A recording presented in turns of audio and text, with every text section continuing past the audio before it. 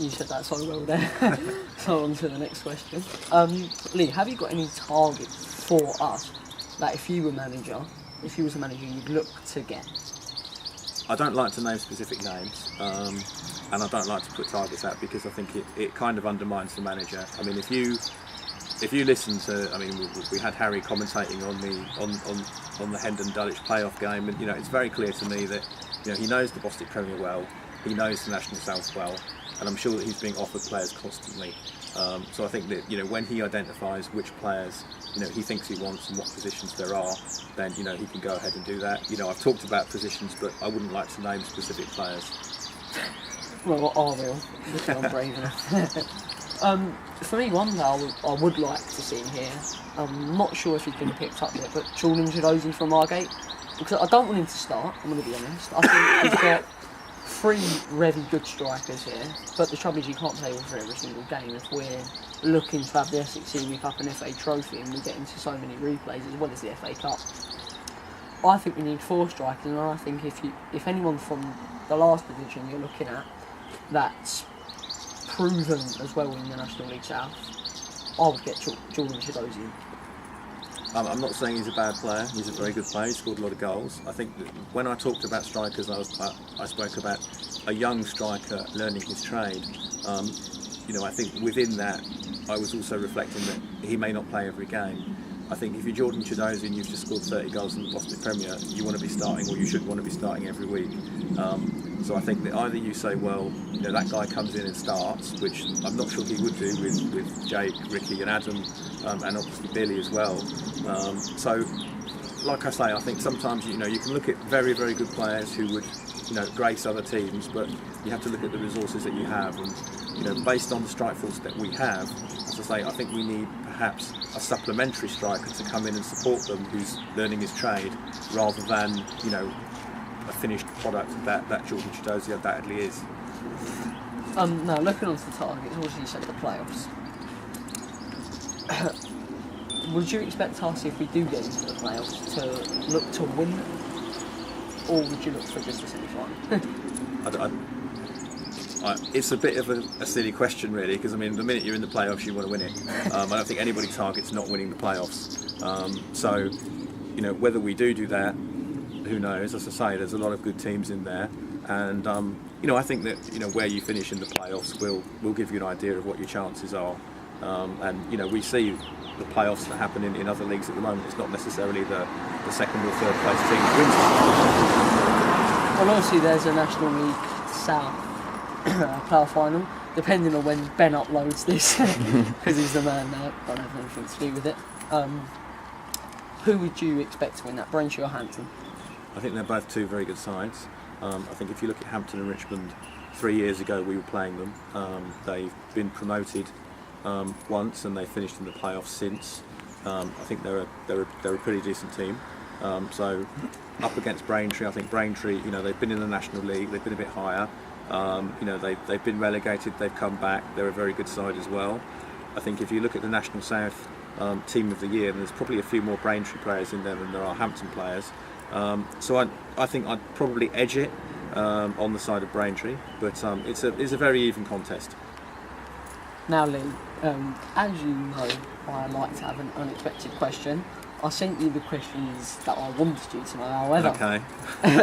At a game at Barking, we suggested Danger Men of the Year.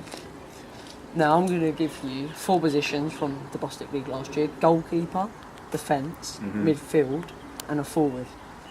So, who's your goalkeeper Danger Man of the Year from last year? But who do I think was the best goalkeeper? Yeah.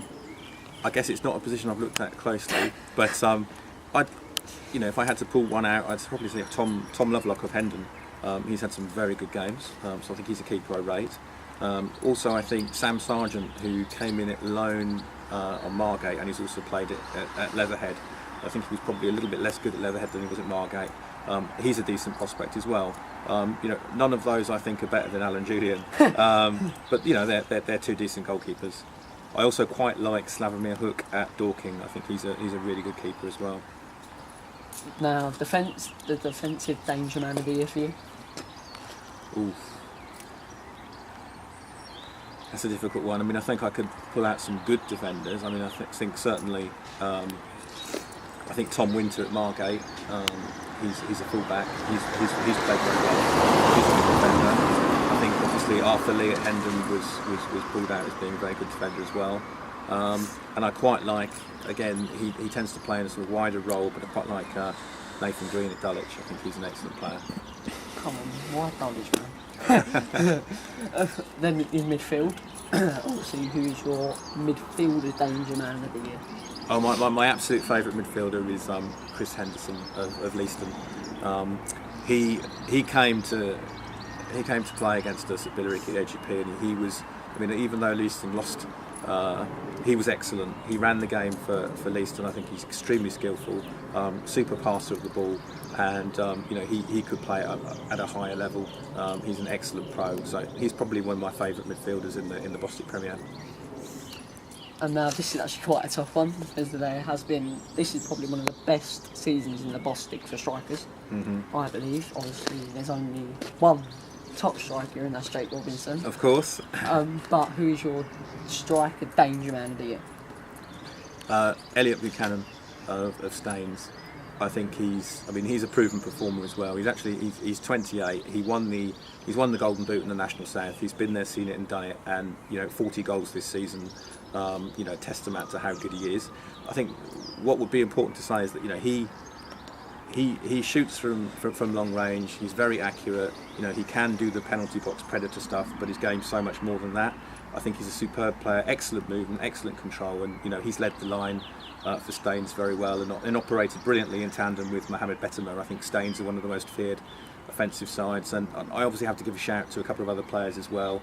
I think Adi Youssef at Folkestone, when he came here, he was extremely impressive. A lot of movement, a good striker, and the volume of goals that the guy at Hendon scored. I can only think of his Twitter name. That guy Neeks. Muir has scored it. Nico Muir has scored at Hendon as well. I think that that warrants a lot of respect as well. Now, if you had to pick a Bostik League danger man of the year, so the one that's been most fearful against us, this is overall, out of them four, who has feared you the most? I think Elliot Buchanan he scored 2 goals here. We had a very nervous game against Staines. It was a bit of a goal fest, 5-3. I think he was an excellent player, so I'd probably pull him out as being the guy that was the biggest danger. So there's a bit of breaking news for you. Lee nominates Elliot Buchanan the Bostik League danger man of the year. Now, last question today. I'm going to make you work because you've had 2 weeks off. Obviously, the National League South always picks up the surprise. With Concord, do you think they're going to be the surprise package next year? My honest answer is I don't know. I think that they'll do better next year than they've done last year, simply because I think that Sammy Moore will bring in new players. I think that he'll work the magic that he worked at Leatherhead, and I think he'll take them up a notch. And to be honest with you, that's what he's been brought in to do. So I expect Concord to do a little bit better this season. In terms of danger packages, then you look across the National South and you think about who are the guys who are perennially at the top, and teams like Dartford. I know Dartford this week lost Tony Berman, their manager, 14 years, but I think Dartford are a dangerous side with a lot of good players, and they'll be ones to watch. I think our old friends down the road at Chelmsford, they've also generally involved in the playoffs. They're a good side. I think they'll be up there. So I think that there's a few teams that I would expect to see there. There is always a surprise package, and I think they're called a surprise package for the reason. So I'm not going to guess who they are. Right, there's 2 more questions. Keep them coming. Obviously, Oliver Sprague and Byron Lawrence has now returned to Billericay. Yeah. Looking at them, do you expect them here next season? I don't know. Is the honest answer. I think a lot of people talk about Ollie offering a solution on the left-hand side. So I think certainly, he is a player that I'm sure the coach will look at. I think you always have to ask the question: if he hasn't played at all in the Bostik Premier for us, is he going to play in the National South? So, again, one would think perhaps not. It depends if thinking changes. And then Byron Lawrence, I think, you know, he's a very good player, but we do have a lot of options in midfield. And I think that, you know, would you play him ahead of, say, a Danny Waldron or a Sammy Deering or a Jamie O'Hara? You know, that's the question you have to ask yourself. So I think, you know, possibly if they've been on loan for a whole season, I possibly don't see them back in the side. But, you know, if they come in and they impress, then I'm sure they'll have a right to you know, challenge the team. Now, obviously, this is probably a tougher question, and I don't know. When you look at the teams in the National League South, they've just been confirmed by the FA. Who do you tip as favourites to win the National League South next year? That is a tricky one. I'm going to have to think about who's come down as well. Woking and Torquay. Yeah, I mean, I think that whenever you're looking for a team, you know, who could win it, you have to think about the team that's come down, you know. And I don't know enough, as I say, about Woking and Torquay to say whether there would be challenges. I think that based on what I know Dartford are always there or thereabouts. So I would say if you finish above Dartford, you're going to finish pretty high indeed. So I'd probably pull out Dartford as being a favourite in my book from what I've seen. Okay, then so if Dartford win the league, I'll give you £10. So guys, thank you for watching, and we'll see you probably in a month's time for some more Vanarama National.